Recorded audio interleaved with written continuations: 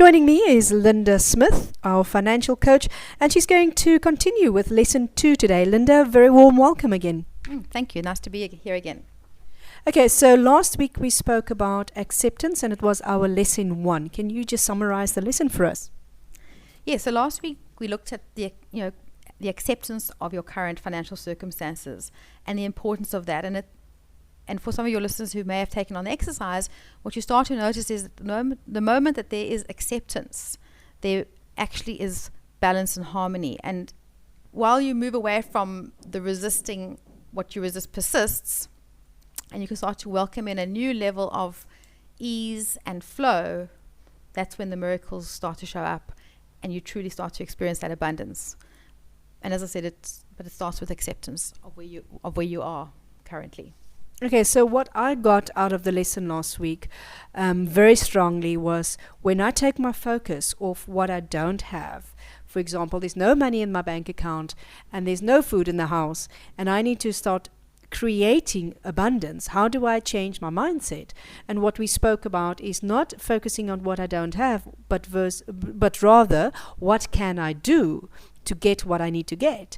And we got to the point where we spoke about asking people and looking at outside sources. And for me, that just sparked a brilliant realization that in that, asking what can I do is the abundance thinking, because now I can see how many people are out there that actually can be of service, how many skills I do have that I can actually apply to make more money. And that is where I need to keep my focus. And when I keep my focus on what I can do and how many skills I have and how many people are out there that can actually be of service and assistance to me, I don't focus on the lack, but I focus on the abundance. And then in that, I create more abundance. Wow, that's amazing. Fantastic. Well done. Okay, so for today, what is our lesson 2? Okay, so for today, the next step in the journey will be to create your own financial blueprint. And as many of us know, there's a saying that goes, if you fail to plan, then you're planning to fail. And this cannot be truer than when it comes to finances. So there's several aspects to consider when you are wanting to create your blueprint. What do you really need? And where are you right now? And how much would you like to save? So there's various questions that you want to ask yourself. And in creating your blueprint, it's like you're putting a stake in the ground and declaring, this is what I truly need. And very often when it does come to budgeting, people tend to resist doing it because they feel, I do it, but then it doesn't work out. But the essence of today's lesson is to create what I like to call your ideal spending plan. And your ideal, another word for that could even be your dream spending plan. Like, what would be your ideal picture? So you owe it to yourself to take the time out to actually do this. And if you go to the website, and we'll mention the website details later, there are spending plan documents that you can download. And the exercise here is to record on a category item by category item for yourself exactly what you would ideally like to have for that category. So it's not just month end, it's also the savings. And the savings in itself is also broken up into several categories. For example, saving for emergencies, saving for those annual expenses. It's getting it down on paper and having the clarity. And in addition to that, of course, the day-to-day. So this is the place to start, that you create on paper for yourself a very clear picture of your ideal spending plan. Now, having said that, I must add that when you add it all up, it might very well come to more than you're currently earning. And for many people, that's a bit of a shock, but that's the whole point of doing the exercise. And I'll elaborate on that in a moment. Okay, so what I'm getting is that I need to actually write down what I'm earning and what I'd like to earn and what I'd like to spend and how I'd like to spend it. And immediately, I have this big block coming up and I want to run a mile because I'm thinking of filing, I'm thinking of paperwork, and I'm like, oh my God, I can't do this because I'm so not an admin person, and it scares the hell out of me. So how do I get past that block? Okay, well, actually, the beauty of this is that what I'm actually asking you to do, in this case, actually has got very little to do with your paperwork and your filing. In actual fact, it's as simple as drafting up the ideal spending plan on an Excel document. So you're creating, as I said earlier, your ideal picture.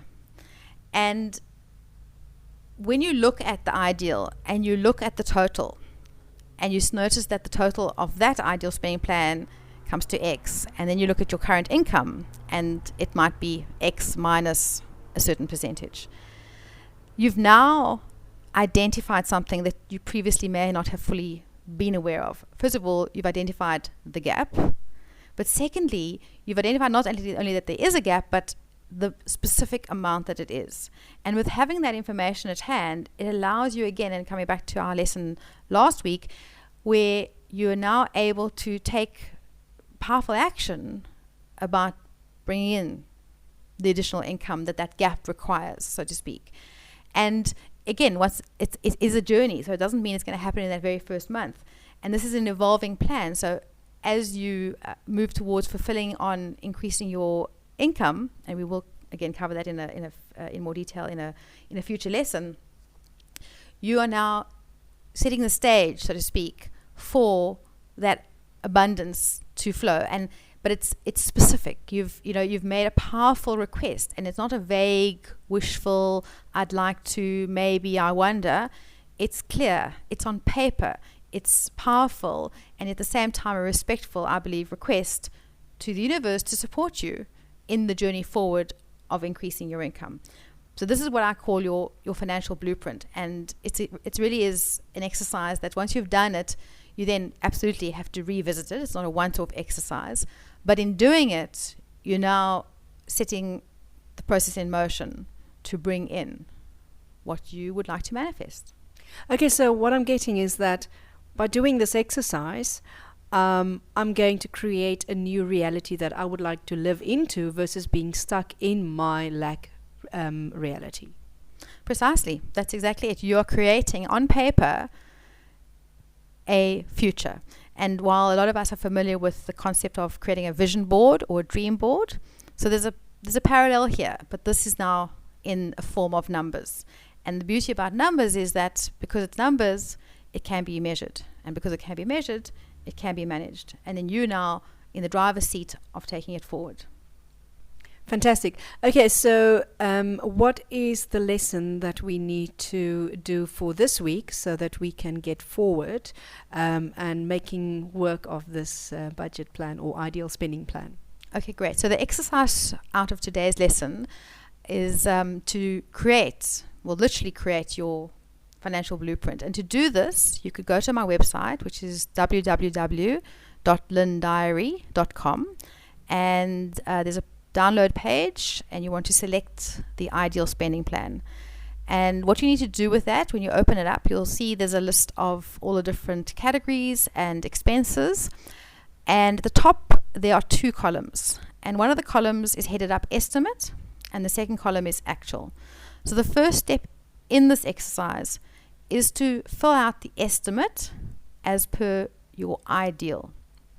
So some line items might increase a bit. For example, you may want to increase your savings, you may want to increase your entertainment fund, and you may want to add to holiday spending. On the other hand, there might be things you want to reduce in an ideal world. You might want to review your insurances. You might want to bring down your cell phone account. So you're now on paper creating your ideal blueprint. And what's so astonishing about doing this exercise, I've had clients who've shared that they never realized that drawing up a budget could be so much fun. That's going to be difficult for me. However, we'll see. I will do my exercises this week, Linda, and then we will discuss this in more detail when you return. You can get all the information on leilabenelli.com and make sure you get the full lesson on what our savings plan is all about and what the ideal spending plan looks like. You can get a copy of Linda's diary page Actually, the spending plan is in her diary, and you can get a copy of that on her website. And all the information, as I said, is on leilabenelli.com. Until next week, Linda, I am going to have a hectic week, I think, working on this papers thing, and I have to get past my block of this paper and filing thing, because it's seriously an issue for me. I trust that this exercise is going to do just that. I'll see you next week. Wonderful. Thank you.